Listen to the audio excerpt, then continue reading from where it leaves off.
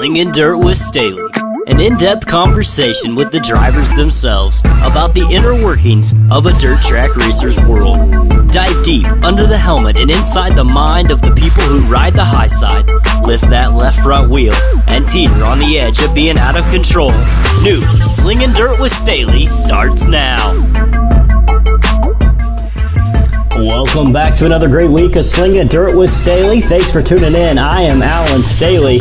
This week is a fun one, folks. I recorded live from my own parents' basement with fellow announcer and driver of the Honda of Tiffany Springs, A.B. May Pit Stop Catering, USRA B Modified, from Kansas City, Kansas, and attending Northwest Missouri State University, number 81, Jacob Blair.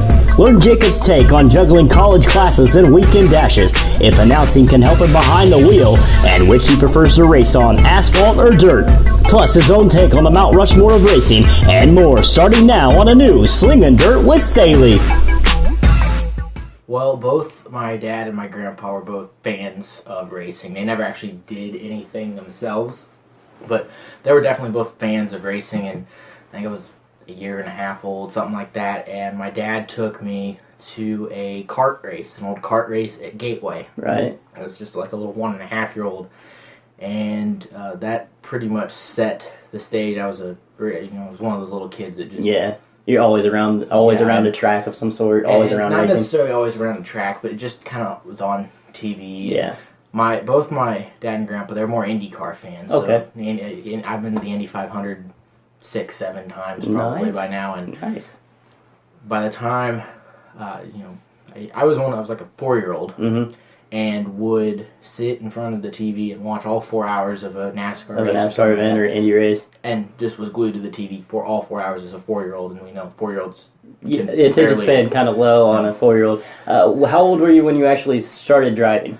I was 8 years old. I was 7 when I asked my dad, because we were watching the old Speed Channel and saw some specials about how professional drivers got their starts at 7, 8 years old in go-karts. I'm like, I want to do that.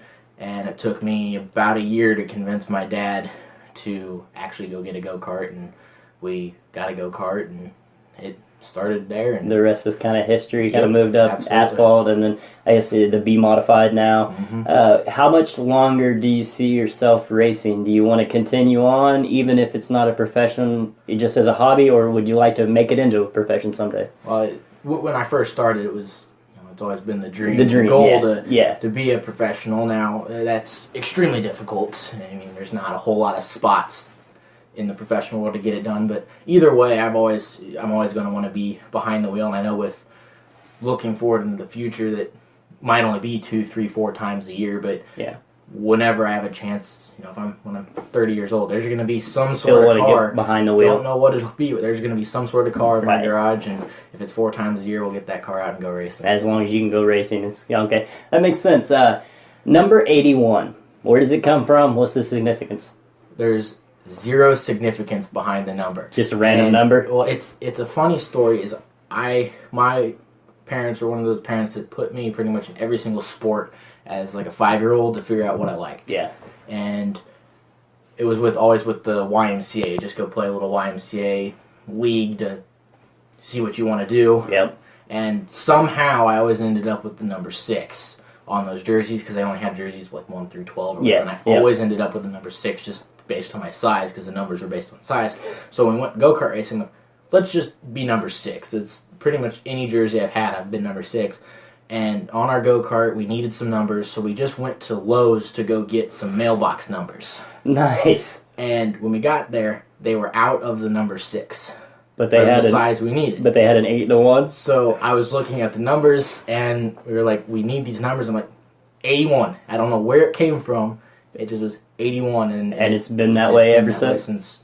I like that. And kind of made the number your own. Yes. That works. Do you have any race day rituals? I mean, I know some people don't wear green. They stay away from green on race day. Other people don't wear deodorant. Me, I like to at least consume 1 energy drink on race day to make the day perfect. Do you have any race day rituals?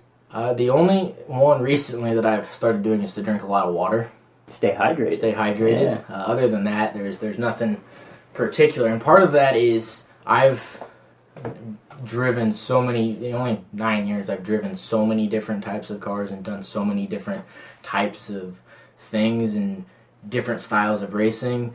You could maybe get something going and then you'd switch and then you'd have to change it up. So there's really nothing ritual-wise that I hard to keep momentum when you're changing up classes, series, things like that. That makes sense. One of the biggest negative aspects of our sport is the danger factor. I mean, it's always out there. How do you deal with that internal fear of knowing that if you're driving right, if you're out there and doing everything to perfection, you're right on that edge of out of control? How do you deal with that mentally? Well, as racers, you kind of have to almost be naive about it. You have to just put it at the back of your head because you know it's there. And and I'm someone that if you don't think about it, you probably shouldn't be in a race car because you're not. It's a little selfish that way. Yeah. So if you at least think about it and say, you know what, I'm taking these risks, that's fine. Mm-hmm. Then you have to put it at the back of your mind. And once you start racing on the track, it's pretty easy to do that because you've got so much stuff going on inside of your race car. You've got so much that you're thinking about. You're just not even. And one other thing with the danger aspect is with the safety that has come to the sport. Yeah. I've been in some. My Pro Late model at the Fairground Speedway in Nashville, we're hitting 130 going into the corner. I got hit in the left rear one time. Going into the corner, no, it was right before the braking point. Got spun around so quick, there's nothing I could do. Backed it into the wall, and it lifted my front end off the ground about 4 feet, dropped it back on the ground. Wow. Nothing. I mean, there was not even a bruise, not even a scratch. You just were you sore the next day? Not even sore. Wow. And it's just the full containment seats, the Hans devices, all that stuff. It's not even like a false sense of confidence. It's just you know that your general wrecks, you're going to walk away from. It's just the nowadays the new technology that has come into the sport. I was on the asphalt side, and I've only been around dirt racing for I've been around dirt racing, but only driven dirt cars for 3 years. My 7 years before that were all on asphalt. One of the things that drove us out of asphalt racing is stuff like chassis pull-down rigs and stuff like that, where you can simulate on your chassis what's going to happen on the racetrack. And all of this new stuff that's coming to the sport, it's kind of taken the little guy out of it, because the guys that can afford to get pull-down rigs or shock dynos or stuff like that can do stuff at the shop where they show up at the track pretty much dialed in, where someone that doesn't have that stuff, you can get close, but you can't quite get where they are. Mm-hmm. Just the new technology, it's awesome stuff, but it also kind of is starting to take the little guy out of it a little bit more.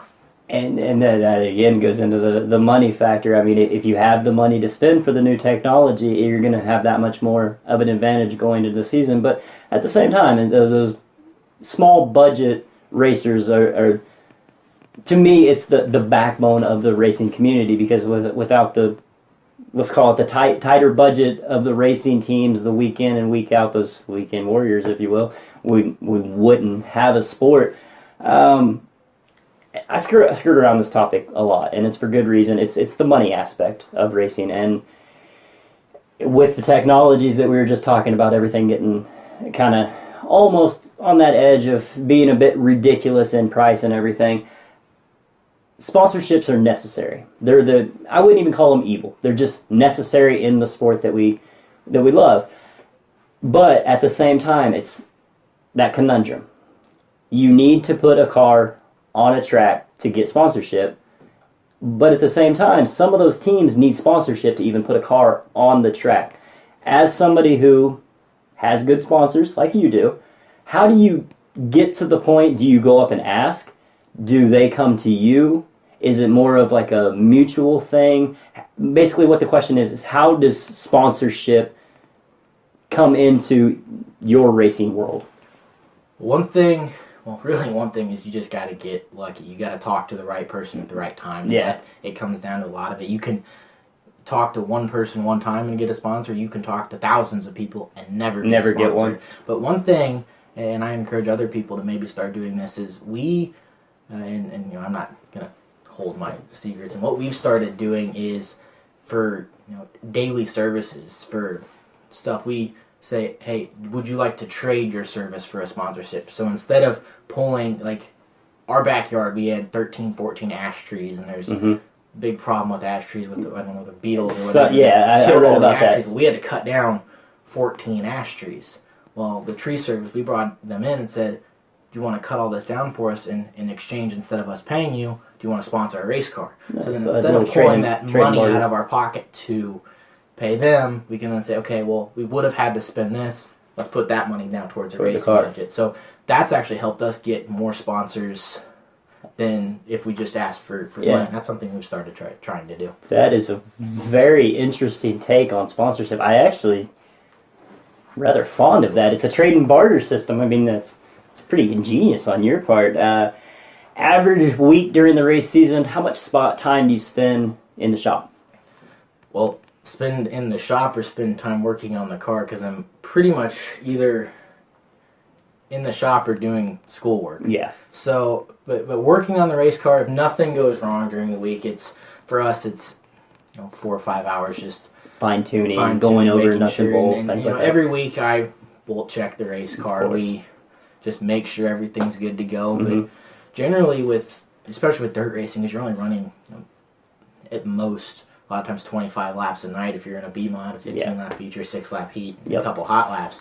So if everything goes right, you don't have a whole lot to do over the week. You just want to go over everything and make sure you don't show up at the racetrack and have something happen that you could have found in the shop the week before. Right. And now, after just a normal night of racing, let's say everything goes right and all that, how much of it is cosmetic repairs, and how much is it more like just the general upkeep of the engine and things like that? Or is it about the same? It's about the same. Some nights you can get away with not hitting anything, and you just give your car a nice bath and move on. Other nights it seems like everything, including the pace car, hits you. Well, they had the Nationals at 35. We had a couple body panels left that we might we might be able to use these next year. Yeah, and that took care of it. Yeah, that was taken out of the equation. To go get a whole new body, and then just each week just make sure all your stuff is good and ready to go, and if something's wrong, fix it. But just go through everything and make sure everything is ready to go for the next week or even the next race, because a lot of times you go Friday to Saturday. Right. Same question. In the off season, how much time do you spend in the shop? Well, normally a lot more than right now. You're in school right now, so it kind of makes a big difference. So it's hard. So a lot of our work will be over the next 3-4 weeks coming up here during winter break. Christmas break and everything. Normally it's a lot of times it'll with work and school, my dad's work, my school. You spend a lot of time on the weekends getting everything ready. The big thing for us this year is we had some stuff happen in the middle of the season that we kind of pretty hard wreck over at US 36 Raceway. I remember that. When we instead of fixing everything as quick as possible to get back to the track, so we spent a little extra time. Kind of did some of our off-season work during that time, so we kind of have our cars kind of already, honestly, sitting up on jack stands ready to go for March and April right now. That's a good thing, though. I mean, it gives you more time to kind of piddle around and see if there's anything you can kind of shave off a couple seconds here, things like that. So you might be kind of 10 steps ahead coming into the 2018 racing season. Where does the motivation come from? I mean, school, racing, everything. It's got to take a toll. You spend all those hours during the week and the off season and everything turning the wrenches. Your weekends are spoken for. I mean, you're 18, 19-year-old young man.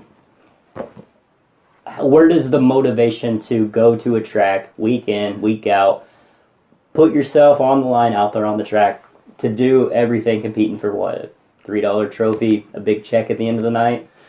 This might sound cliche, but it's just for the love of the sport. It's pure passion. It's something that from when I first started, it was you had just have that moment where it's like, I want to be a part of this the rest of my life, and whether that's in a race car or what I'm doing now, behind the mic, getting behind a microphone, starting to go towards the media side, because right now it doesn't look like I'm going to be able to drive as for profession, but I want to be part of the sport. So go to school, get a sports media degree, education, get going there. But just the love of the sport, and it's a different type of sport that you really have to want to do it right, and just being able to say, okay, I worked on something, I spent hours, I spent time to go and then go see the end result, the end result later. Labor. It's something you don't get with a lot of other stuff. That is very true. Has there ever been a moment on the track where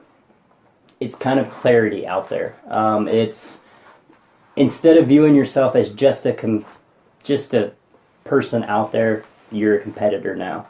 Instead of just a contestant, you're a competitor. Have you ever felt that moment of clarity, or was there ever this aha moment of, yeah, I belong out here on the track?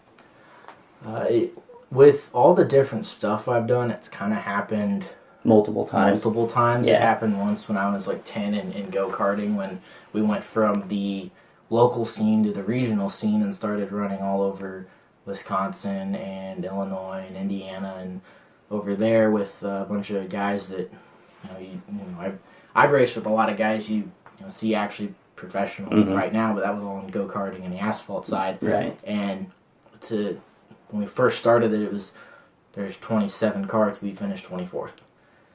Then all of a sudden, after about a year of that, there's 27 karts, we're finishing 12th. And the thing about that is... Big improvement, though. As I was 5'8" and 160 pounds as a 6th grader, so we were overweight in go-karting. Okay. So to finish 12th in a regional race was in an overweight, because with go-karts, being overweight is not something to easily overcome. No, you try to want to go-kart as light as possible, don't you? So you kind of hit on it earlier just a little bit. You said at the fairgrounds in Nashville, you had a kind of a horrific wreck where you got tapped and going into the corner. Is that the biggest wreck, scariest moment in a car, or has there kind of been others where you're just like, oh wow, that's pretty rough? That one was the biggest oh no moment, where you slowed down because you got hit.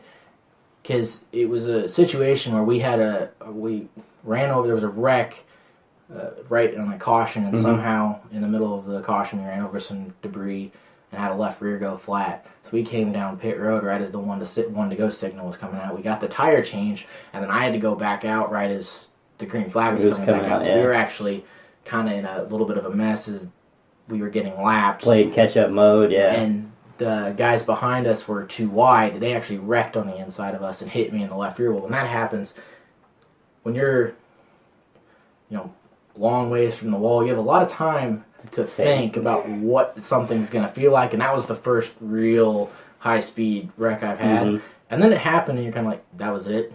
Because it didn't feel that hard. But the one where, I had to take a couple moments to breathe is I was at Lakeside last year, and it was in a B feature, racing for a transfer spot, and just got hit in the left rear, spun around, stopped in the middle of the racetrack, and then that's not a good place to be. And then got hit driver's side door, and that one hurt. Yeah.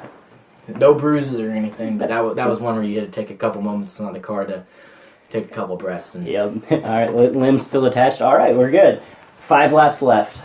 Racing is close. The car near perfection. Best it's been running all night. Where do you want to be to put that car in victory lane? You want to be in the lead, second place, moving through the field? Where do you want to be? See, for me, that's a two-sided question, because if it's on asphalt, you want to be in the lead because you have spotters. You have you can have people telling you gaps, lap times, all that stuff. In a dirt car, you have no idea what's going on behind you if you're out front. Now, I unfortunately have not had the opportunity yet to be 5 laps to go, and I'm out front. So don't quite know what that feels like yet. Yeah. But for me, just the thought of it, I probably want to be out front because you can kind of set your pace and do what you want to do. But the only downside of that is on dirt racing, the lines change so quickly. It does. You don't want to get off your line if you're in the lead, and I've seen it all sorts of times where 5 laps to go, you think someone hasn't won, and then all of a sudden, if they're running the bottom and the top side comes in, it's 5 laps, and then you get past before you can move up to the top side. Competition or camaraderie? How do you view your opponents? Both. Both? It kind of, there was a point, when you're a kid, you have all sorts of friends, and I still have a whole bunch of friends that are trying to head to NASCAR and stuff like that. And and then when we got to the Pro Late model out of the smaller stuff and got to the Pro Late model, all of a sudden it was just like something switched and it was everyone's an opponent. There's no friends. Yep. And then when we came back to the dirt side, it's both. You're an opponent, you're a competitor, but if something goes wrong or after the race, pretty much everyone's friends, and you can talk to everyone, and no one really has.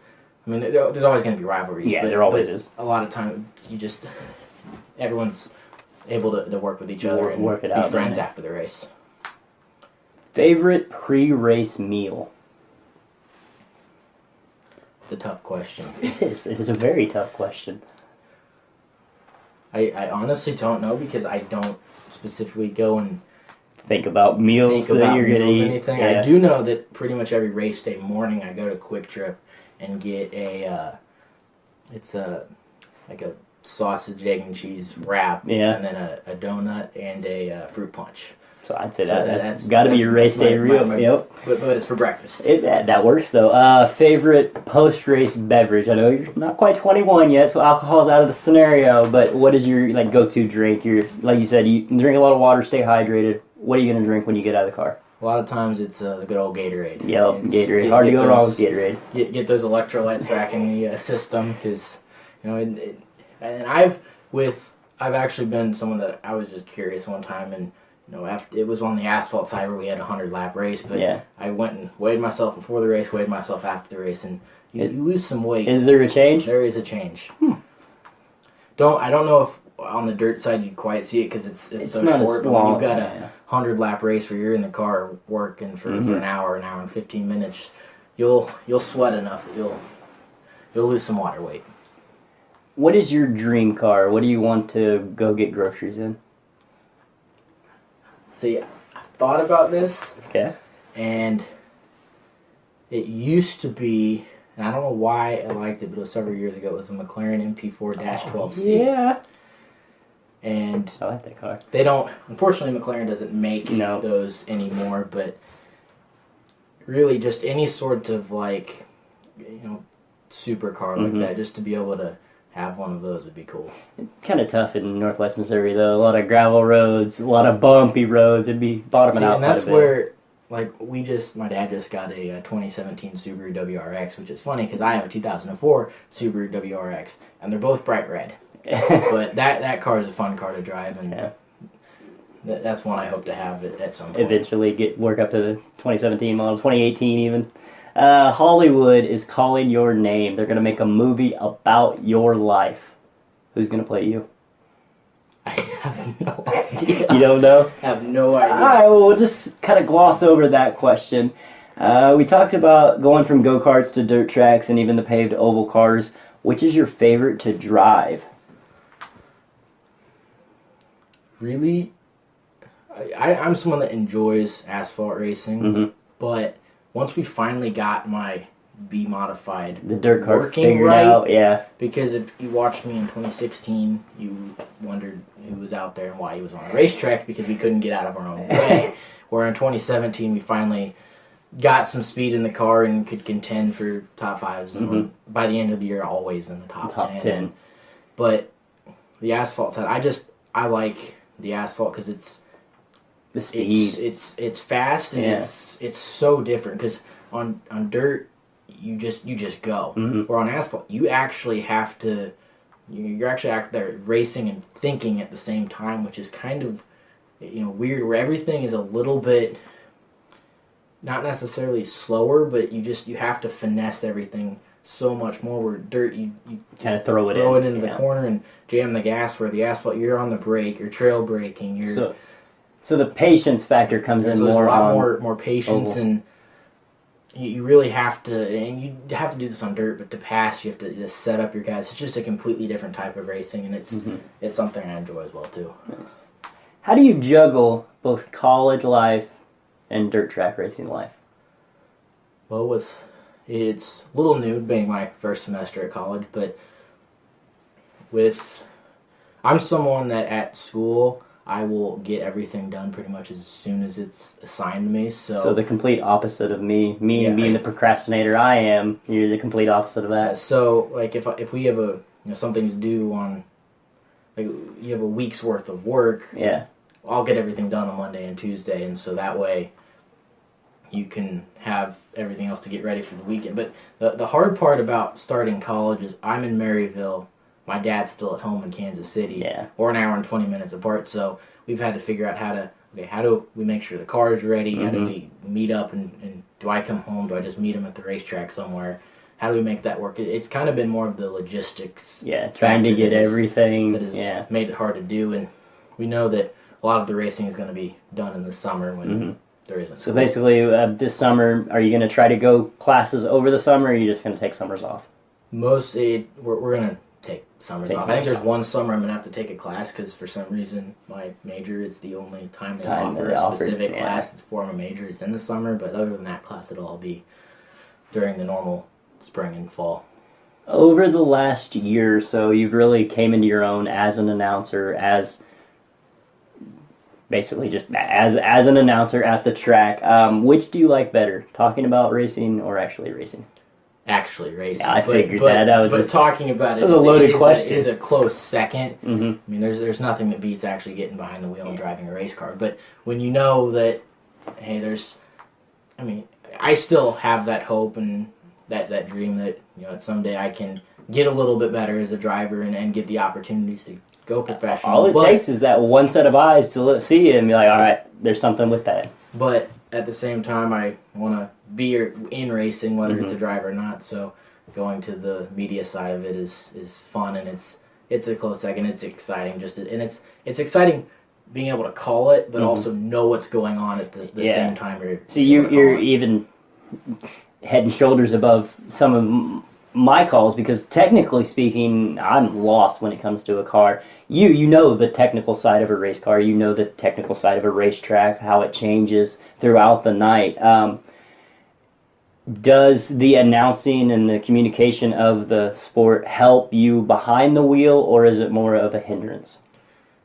It helps. My dad and I were able to work out a pretty good system with the announcing and racing at the same time. We were able to figure stuff out and figure out, okay, we'll come off the track and quickly make our adjustments and then go up and announce, and then if we need to make anything else before we race, do that. And but the big thing about being up in the announcer's booth is you get a pretty good view of the racetrack, and you get to watch every single race. Yep. So you get to watch what the track's doing and watch where people are struggling, or hey, these guys didn't necessarily make the adjustments.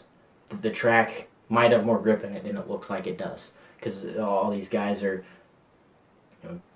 they're struggling right now, and you're able to see that stuff. And a lot of times in the pit area, you might not have the best view, or you miss it. You're working on the car, miss the entire race, something like that. That makes sense. Anyone you want to give a shout out to, special thanks or anything like that?